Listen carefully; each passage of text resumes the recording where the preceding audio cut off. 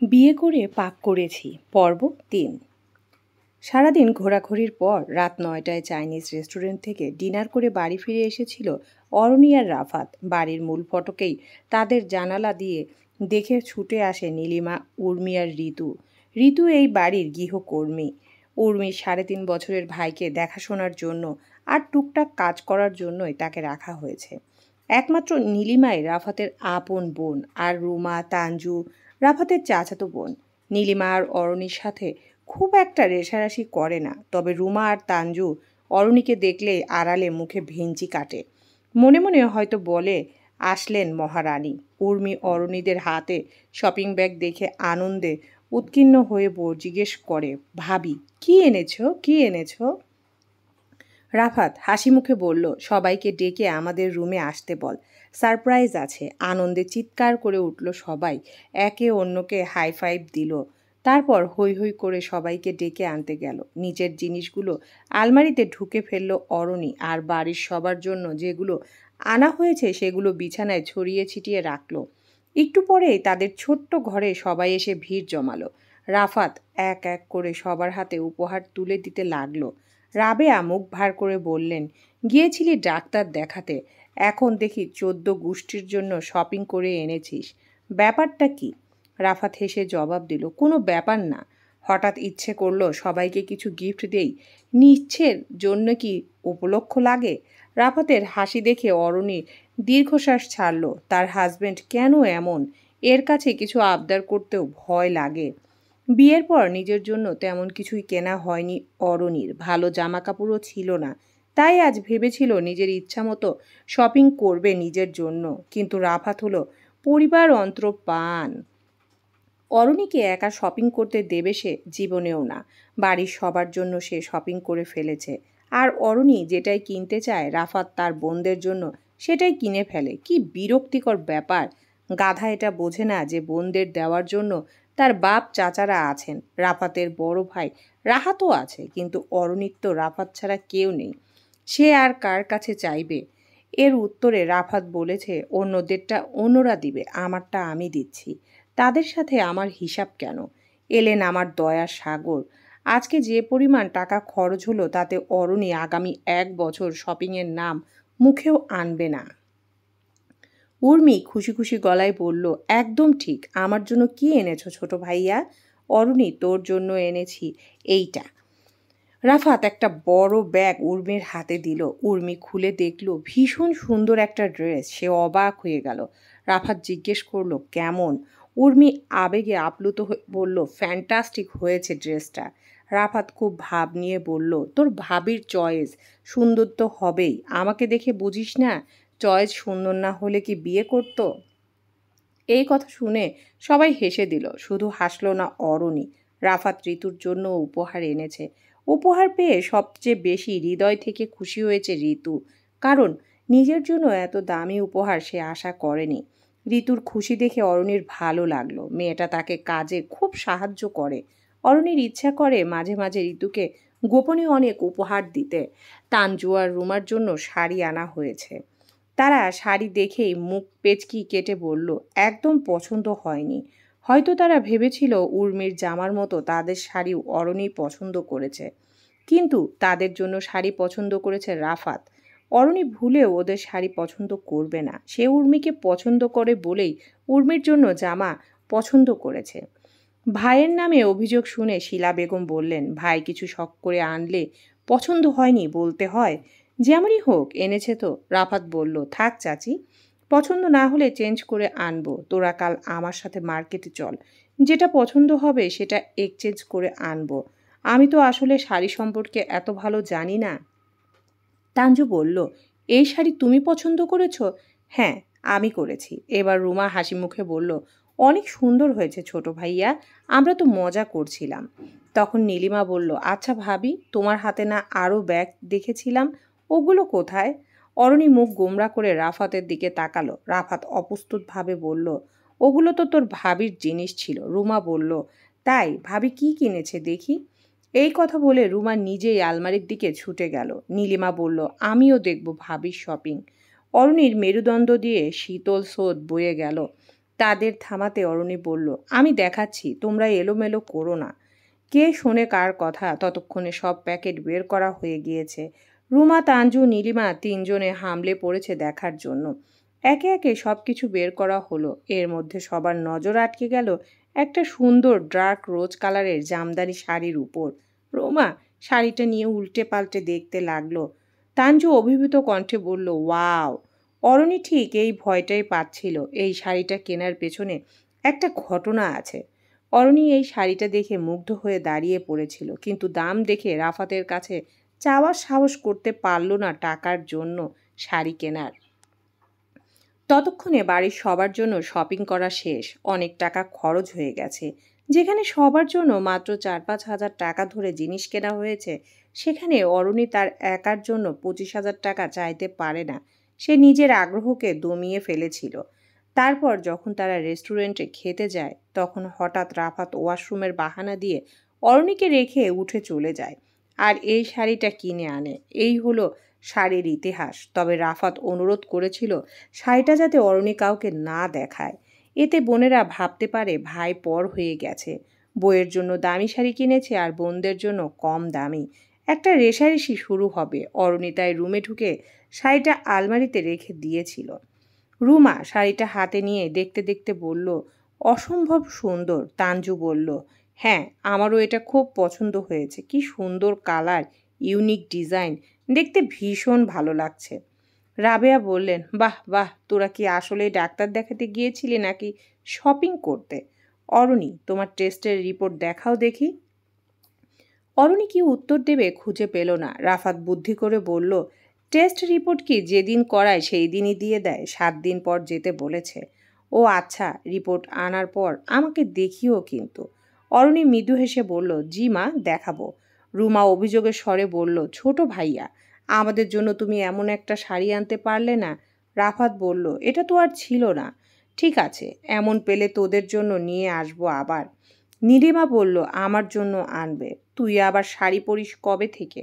এখন থেকে পরবো, আপু ভাবিদের সাথে ম্যাচিং করে। ঠিক আছে, আনবো। তাঞ্জু বলল, আনবো বললে তো হবে না, বাকির নাম ফাঁকি। তাহলে তোরা কি চাইছিস, এখন শাড়ি কিনতে চলে যাব? এখন যাবে কেন? এটাই আমাদের দিয়ে দাও, ভাবিকে এমন আরেকটা কিনে দিও। শিলা ধমক দিল মেয়েকে। এটা আবার কেমন অসভ্য কথা? রুমা, অন্যের জিনিস তুমি কেন নেবে? তাঞ্জু যুক্তিবাদীর মতো বলল, অন্য জিনিস কেন হবে মা? ভাবির জিনিস মানেই তো আমাদের জিনিস। ভাই যেমন আমাদের, ভাবিও তো আমাদের। রাফাত মীমাংসা করার জন্য বলল, তাহলে তো হয়েই গেল, শাড়িটা তোদের ভাবির কাজ থাক। যেহেতু ওর জিনিসই তোদের জিনিস, তাহলে তোদের ইচ্ছা হলে ভাবির থেকে নিয়ে পড়বি, সমস্যা কি? অরণির সাথে সাথে বলল, না, আমি কাউকে আমার জিনিস পরতে দিই না।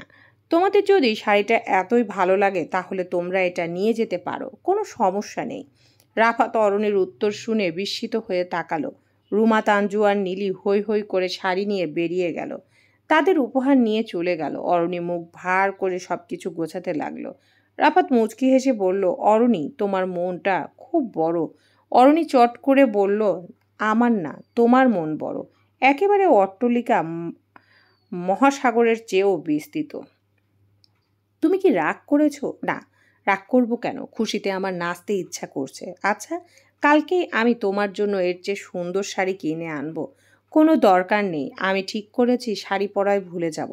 অরণি প্লিজ, সিম্পল একটা বিষয় নিয়ে এত মাইন্ড করলে চলে? ওরা ছোট মানুষ। তুমিও দেখছি তোমার মায়ের মতো কথা বলছো। ছোট মানুষ মানে কি? রুমা আমার চেয়ে কয় বছরের বড়, হিসাব করো তো। বয়স দিয়ে কি আর আসে যায়? ও আমার ছোট বোন, তাই সম্পর্কে তোমারও ছোট। অরণি অবশিষ্ট প্যাকেটগুলো আলমারিতে ঢুকিয়ে রাখলো। রাফাত বলল, কালই আমরা শপিংয়ে যাব, ওকে? আমি আর জীবনে তোমার সাথে শপিংয়ে যাব না, তওবা করলাম। 7 দিন পর রিপোর্ট আনার কথা বলেছিলে না? তখন যাওয়া যায় না? ও, ভালো কথা। এখন টেস্টের রিপোর্ট কোথায় পাবে বলো? তোমার মা যে দেখতে চাইলেন। আরে ধুর, মায়ের কি 7 দিন পর মনে থাকবে? তোমার মাকে তোমার চেয়েও ভালো আমি চিনি। তিনি যে কি পরিমাণ হিপোক্রেট। রাফাত কঠিন মুখে বলল, এবার কিন্তু বেশি হচ্ছে অরণি। হিপোক্রেট মানে কি? যা সত্যি তাই। আমার মা আমার ভাবির সাথে কখনো এমন করেনি। আমাকেও মা এতটা স্নেহ করে না যতটা ভাবিকে করে। মা কি বলে জানো? আরে তুই তো আমার সাথে সারা জীবন থাকবি না, কিন্তু আমার এই মেয়ে আমার সাথে সারা জীবন থাকবে। তুই মৃত্যুর আগে সেই আমার মুখে পানি দিবে। তাই তোর থেকে ওর মূল্য আমার কাছে অনেক বেশি। তুই নিজের মেয়ে হয়ে যা পারবি না, ও পরের মেয়ে হয়ে সেটা করবে। তোমার মা এসব কিছু বোঝেন? এইভাবে কখনো চিন্তা করেন? সবার চিন্তাধারা তো এক না। পৃথিবীর সব মানুষকে এক দাঁড়িপাল্লায় মাপলে হবে বলো? আচ্ছা, তুমি নিজে কি তোমার ভাবির মতো? একবার ভেবে দেখো, তুমি তোমার ভাবির থেকে কত জিনিস নিয়েছো। তোমার ভাবি কখনো রাগ করেছে? উল্টো তুমি কলেজে যাওয়ার সময় তোমাকে ভাত মেখে খাইয়েছে। তুমি কখনো ননদের জন্য এরকম করতে পারবে? এখন কি তুমি চাইছো তোমার বুড়ি বুড়ি বোনদের ভাত মেখে খাইয়ে দিই? ভাত মেখে খাওয়ানোর কথা তো বলিনি। অ্যাটলিস্ট ওদের সাথে ফ্রেন্ডলি তো হতে পারো। ওরা তো আমার সাথে ফ্রেন্ডলি হয় না। তাহলে আমি কেন হব? পারবো না। এই কথা বলে অরুণী বালিশে মাথা রাখল। রাফাত ওর পাশে শুতে নিলে বলল, খবরদার, তুমি এখানে শুবে না। হয় মেঝেতে যাও, না হয় সোফায় যাও, না হলে আমি কিন্তু এই ঘর থেকে বের হয়ে যাব।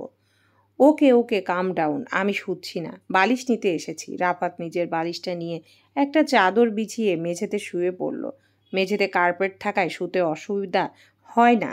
অরণি পুনরায় শোয়ার সময় বিড়বিড় করে বলল, মিথ্যুক, আমার সাথে কথা বলবে না তুমি। এরপর কেউ কারোর সাথে কথা বলল না। অথচ দুইজনই সারা রাত জেগে রইল। সকালে বাড়িতে তুলকালাম কাণ্ড ঘটল, সম্পূর্ণ ভিন্ন একটা বিষয় নিয়ে। বিয়েটা নিষেধ করে দিয়েছে। এখন সেই দোষটা অরণির ঘাড়ে এসে পড়েছে, কারণ সে পাত্রপক্ষের সামনে গিয়েছিল। পাত্রপক্ষ নাকি অরণিকে দেখে রুমাকে রিজেক্ট করেছে। এই নিয়ে বাড়িতে শুরু হলো ঝগড়াঝাঁটি, তর্কাতর্কি। অরণিকে দেখেই কাঁদতে কাঁদতে মুখের উপর দরজা আটকে দিল রুমা। কি আশ্চর্য, অরণি জানেই না তার দোষ কোথায়।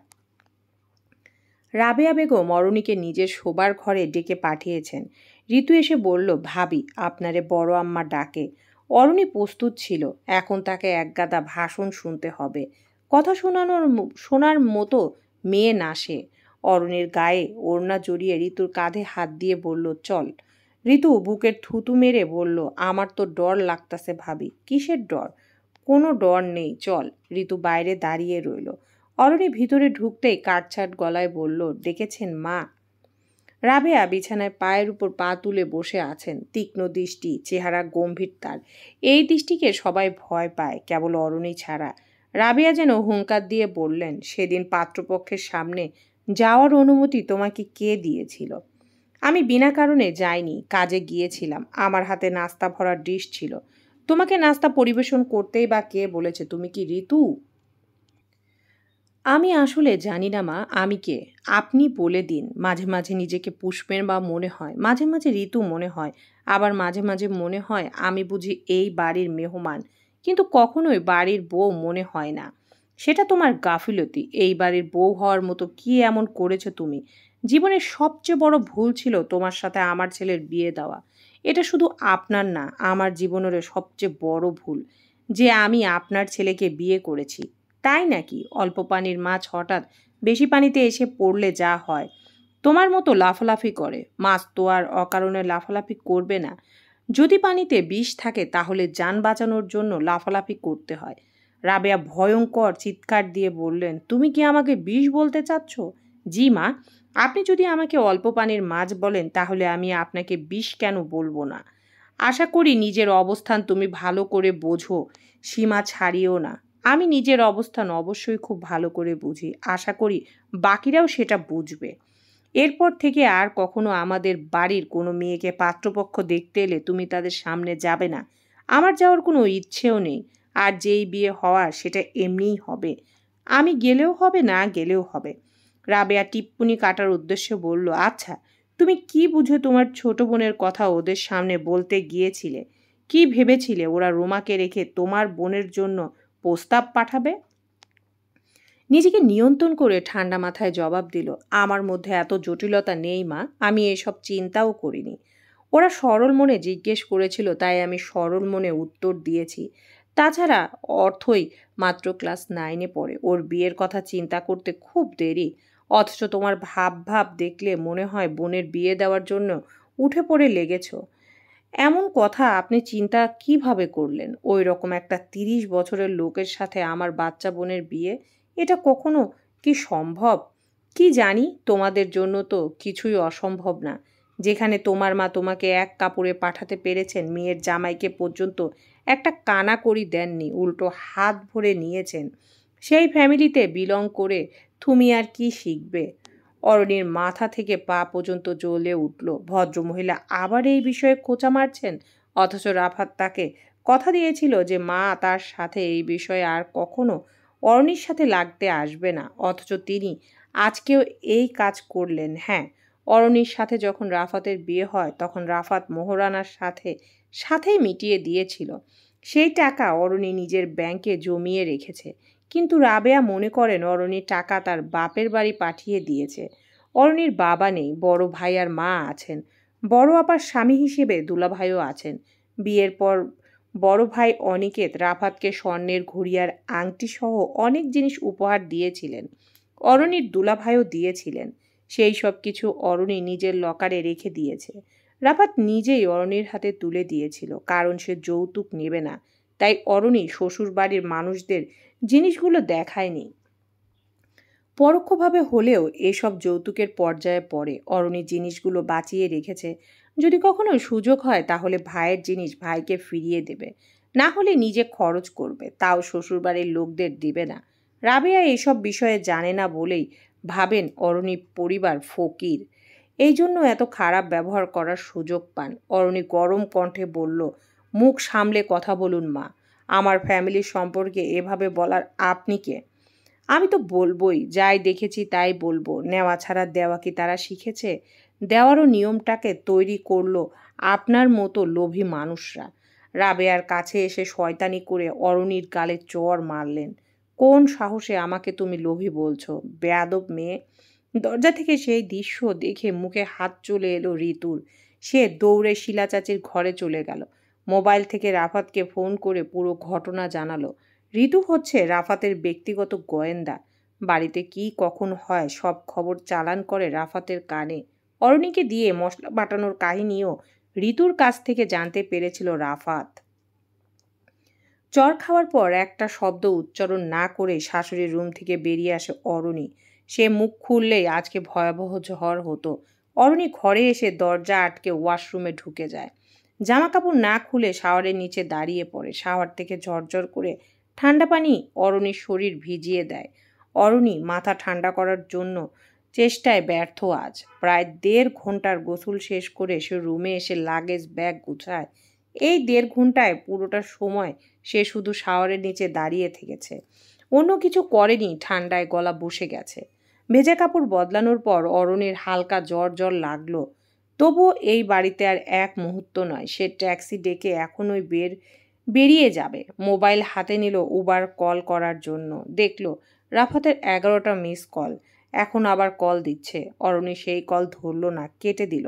রাফাত মেসেজ করলো, প্লিজ অরণি ফোনটা ধরো, দোহাই লাগে। অরণি তাও ধরেনি। এই মানুষটার প্রতি তার সবচেয়ে রাগ হয়। জোর করে তাকে বিয়ে করেছিল রাফাত, আর এখন এইভাবে কষ্ট দিচ্ছে। এ বাড়িতে অরণির কোনো সম্মান নেই, চাওয়া পাওয়ার দাম নেই। সেই বাড়িতে থাকবে না। কিন্তু বাড়ি থেকে বের হওয়ার সময় গায়ে কাঁপুনি দিয়ে জ্বর চলে এলো অরণির। সিঁড়ি থেকে নামতে গেলে মনে হয় মাথা ঘুরে পড়ে যাবে। চোখ মুখে সে ঝাপসা দেখছে। ঋতু পা ধরে কাঁদতে লাগলো, ছোট ভাবি, আল্লাহর কসম লাগে আপনি যায়েন না। অরণি কাঁপা কাঁপা কণ্ঠে বলল, ঋতু আমাকে ধরে একটু বিছানায় নিয়ে যাবে? ঋতু অরণিকে ধরে বিছানায় নিয়ে এলো। অরণির শরীর তখন মারাত্মক গরম। ঋতু অস্থির হয়ে অরণির মাথায় জলপট্টি দিতে শুরু করলো। অরণি চুপচাপ বিছানায় শুয়েছিল। আস্তে আস্তে ঘুমিয়ে পড়ল। সারাদিন কিছু খেলেও না সে, জোর করেও তাকে পানি পর্যন্ত খাওয়ানো যায়নি। সন্ধ্যায় রাফাত ফিরল। সে ঢাকার বাইরে গিয়েছিল, তাই বাড়ি ফিরতে এত দেরি হয়েছে। রুমে ঢুকেই দেখল ঋতু অরণির মাথার কাছে থ মেরে বসে আছে। অরণি ঘুমন্ত। রাফাত নিম্ন স্বরে জিজ্ঞেস করল, কি অবস্থা? জ্বর একটু কমেছে, এখন অনেকটাই ভালো, কিন্তু ভাবি সারাদিন কিছু খায়নি। কেন খায়নি? ঋতু মাথা নিচু করে বলল, বড় আম্মার লগে গোস্সা করছে। তুই যা, নিচ থেকে খাবার নিয়ে আয়। আমি ওর পাশে বসছি। আমি নিচে যেতে পারবো না ছোট ভাইয়া। কেন? বড় আম্মায় আমারে দেখলে বকবো। সারাদিন আমি ভাবির কাছে ছিলাম। নিচে আমারে অনেকবার ডাকছে, আমি যাই নাই। রাফাত দীর্ঘশ্বাস ছেড়ে বলল, ঠিক আছে, তাহলে তুই এখানে বসে থাক, আমি যাচ্ছি। রাফাত ফ্রেশ হয়ে পোশাক বদলে নিচে নামলো। সবাই ড্রয়িং রুমে ভিড় করে বসে আছে, যেন বিচার সভা বসানোর প্রস্তুতি। রাফাত কারোর সাথেই কোনো কথা বলল না। রান্নাঘরে ঢুকে অরুণীর জন্য খাবার বাড়তে লাগলো। হঠাৎ রাবেয়া উঠে এসে বললেন, অরুণীকে কিছুদিন তার বাপের বাড়িতে রেখে আয়, সব ঠিক হয়ে যাবে। রাফাত নির্বিকার স্বরে বলল, অরুণী কোথাও যাবে না মা। এতক্ষণে নিশ্চয়ই বউয়ের থেকে সব শুনে ফেলেছিস, তাই এখন মাকে দোষী মনে হচ্ছে। তোর বউ আমার সাথে কি করেছে জানিস? রাফাত লম্বা করে নিঃশ্বাস নিয়ে বলল, অরুণী আমাকে কিছুই বলেনি। ওর সাথে আজকে সারাদিনে আমার একবারও কথা হয়নি। রাবেয়া তীক্ষ্ণ কণ্ঠে বললেন, এটাও আমি বিশ্বাস করব? এতক্ষণে তোর কাছে বিচার না দিয়ে থাকতে পেরেছে? রাফাত খাবার নিয়ে যেতে যেতে বলল, তুমি অরুণীকে চট দিয়ে ঠিক করনি মা, তাও ঋতুর সামনে। এটা খুব অন্যায় করেছ। মনে রেখো, চটটা অরুণীর গালে না, আমার গালে লেগেছে, আর আমি এটা কোনোদিনও ভুলবো না। এতটুকু বলেই হন হন করে রান্নাঘর থেকে চলে গেল রাফাত। সিঁড়ির কাছে যেতেই দেখল রুমা দাঁড়িয়ে আছে সামনে, কোমরে হাত দিয়ে। রুমা বলল, ছোট ভাইয়া, কার জন্য খাবার নিয়ে যাচ্ছ তুমি? রাফাত জবাব না দিয়ে রুমাকে পাশ কাটিয়ে সিঁড়ি ভেঙে উপরে উঠে যাচ্ছিল। রুমা তখন উচ্চ আওয়াজে বলল, দিন দিন দেখছি জরুকা গোলাম হয়ে যাচ্ছ। জাদুটোনা করেছে নাকি ভাবি? রাফাতের পা থেমে গেল। ঋতু উপরেই দাঁড়িয়েছিল, অরুণীদের রুমের দরজার কাছে। সব কিছু শুনেছিল সে। রাফাত দ্রুত হাতের খাবারের প্লেটটা ঋতুকে দিয়ে বলল, ভেতরে যা। ঋতু ভিতরে গেল, কিন্তু পর্দার আড়ালে ঠিকই কান পেতে রইল সব শোনার জন্য। রাফাত নিচে নামলো। আবার রুমার সামনে দাঁড়িয়ে কঠোরভাবে প্রশ্ন করল, কি বললি তুই? রুমা ফটাফট উত্তর দিল, গোলাম মানে বইয়ের চাকর। রাফাতের শরীর যেন বিদ্যুৎ বয়ে গেল। ঠাস করে একটা চর রুমার গালে কষিয়ে মারল। ঋতু কেঁপে উঠল পর্দার আড়াল থেকে। রাফাত মেঘের মতো গর্জন করে বলল, বেয়াদবের একটা লিমিট থাকে, তুই সেই লিমিটও ক্রস করে ফেলেছিস। চলে যা আমার সামনে থেকে। ঋতুর ভয়ে হাত পা কাঁপছে। আজকে সকাল থেকে বাড়িতে ঝড়ের তাণ্ডব শুরু হয়েছে। এই ঝড় কোথায় গিয়ে থামবে কে জানে। রুমা কাঁদতে কাঁদতে রুমে চলে গেল, ধপাস করে দরজা আটকে দিল। এই মেয়ে শুধু একটা কাজই ভালো পারে, আর কিছুই পারে না। রাফাতের মেজাজ এখনো ঠান্ডা হচ্ছে না। অরুণীকে এই বাড়ির কেউ পছন্দ করে না, এটা সে জানে। গতকাল যখন অরুণী জামদানি শাড়িটা দিয়ে দিচ্ছিল, তখন রাফাত খুশি হয়েছিল। ভেবেছিল এবার বুঝি বোনেরা ভাবিকে একটু পছন্দ করবে, বাড়ির লোকের কাছে নিজের স্ত্রীর ভালো একটা ইমেজ তৈরি হোক। তাই তখন সে অরুণীকে শাড়ি দিতে মানা করেনি। কিন্তু কিছুই হলো না। এখন অরুণী সবার কাছে দোষী সাব্যস্ত হয়েছে, তাও বিনা দোষে। রুমাকে পাত্রপক্ষ পছন্দ করেনি, এখানে অরুণীর কি দোষ? রাফাত রুমে এসে দেখল অরুণী উঠে গেছে। রাফাত ঋতুকে চলে যেতে বলল। ঋতু নিঃশব্দে রুম থেকে বেরিয়ে গেল। রাফাত অরুণীর সামনে এসে বলল, সারাদিন খাওনি কেন?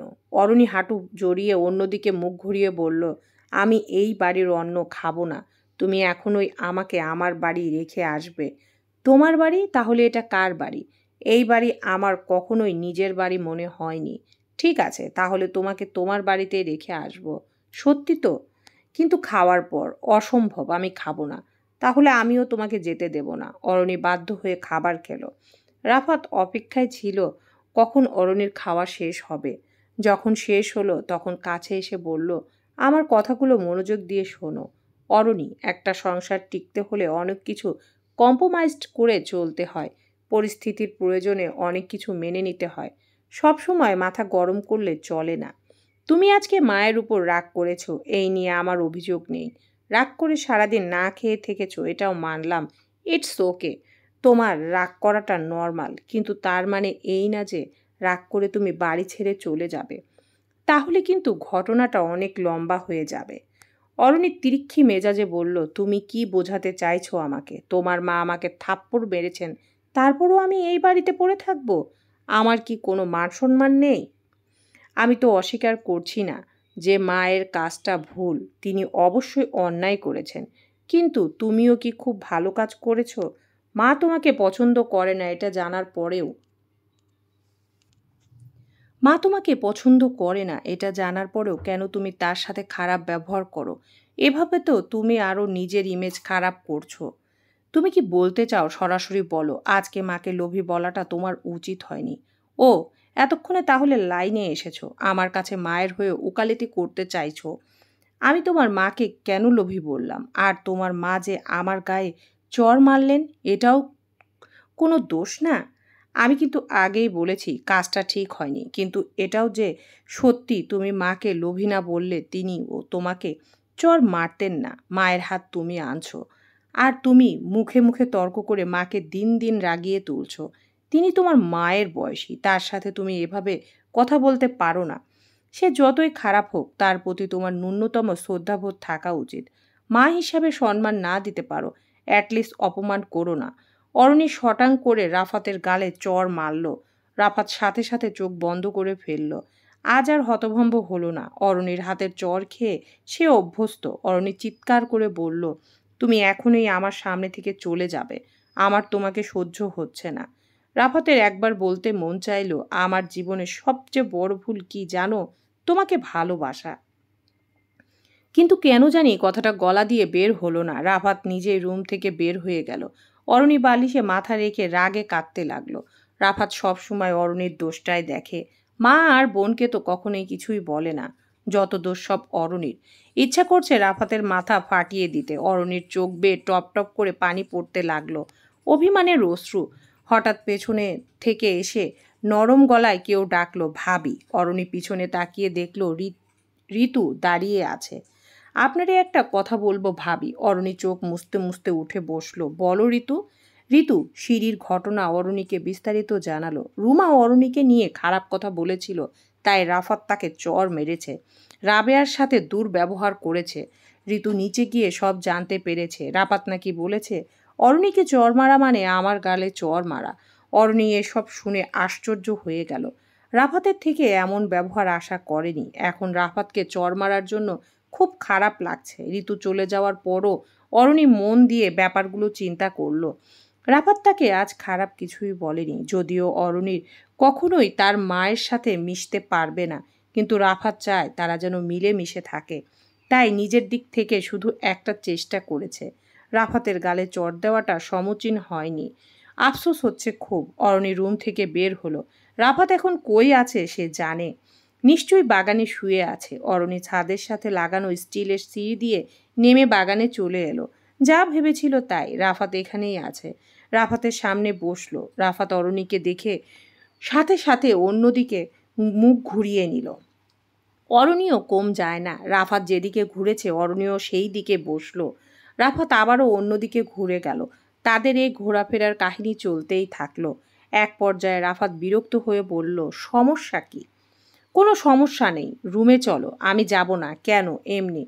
ঠিক আছে, তাহলে আমিও আজকে এখানেই থাকবো। জবাব দিল না রাফাত। রাফাত অন্যদিকে তাকিয়ে রইল। অরণি রাফাতের পাশে শুতে শুতে বলল, আচ্ছা, এখানে তুমি ঘুমাও কিভাবে? ভয় লাগে না হঠাৎ যদি সাপ চলে আসে? রাফাত এবারও কিছু বলল না। অরণি কুনোই দিয়ে রাফাতের পিঠে খোঁচা মারল। রাফাত মুখ থেকে বিরক্তিসূচক শব্দ করে বলল, কি হয়েছে? আমার সাথে কথা বলছো না কেন? ইচ্ছে করছে না।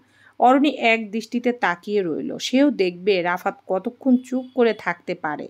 একটু পরে আকাশ ভেঙে জোরে বৃষ্টি নামলো। বলা নেই কওয়া নেই, তুমুল বর্ষণ। রাফাত দ্রুত উঠে বসতে বসতে বলল, তোমার আবার জ্বর এসে যাবে। অরণি এবার জেদ ধরে চোখ বন্ধ করে বলল, আমি ঘরে যাব না। এতক্ষণ আমার কথা শুনেছ, এখন আমি শুনবো না। যাও প্লিজ, দোহাই লাগে, ওঠো। No no. রাফাত কিছুতেই অরণিকে ওঠাতে পারছে না, তাই বাধ্য হয়ে নিজের শরীর দিয়ে এমনভাবে অরণিকে আবৃত করলো যেন এক ফোঁটা বৃষ্টির পানিও তাকে স্পর্শ করতে না পারে। অরণি রাফাতের পাগলামো দেখে খিলখিল করে হেসে উঠল। দুই হাতে রাফাতকে জড়িয়ে ধরে মুখে মাথা ঠেকিয়ে বলল, আজ আমি কোথাও যাব না। রাফাতের শীতল শরীর নিমেষেই উষ্ণ হয়ে উঠল। তাদের বিবাহিত জীবনের ৩৭ দিন পর আজ প্রথমবারের মতো তারা এত ঘনিষ্ঠ হয়েছে। এর আগে কখনোই অরণির এত কাছে আসা হয়নি। আজকের রাতটা রাফাতের জন্য সবচেয়ে বিশেষ। সে অরণির চুলে মুখ ডুবিয়ে দিল। মনে হলো পৃথিবীর সবচেয়ে সুন্দর সৌরভ বুঝি এই চুলের মধ্যেই আছে। চলবে ইনশাআল্লাহ।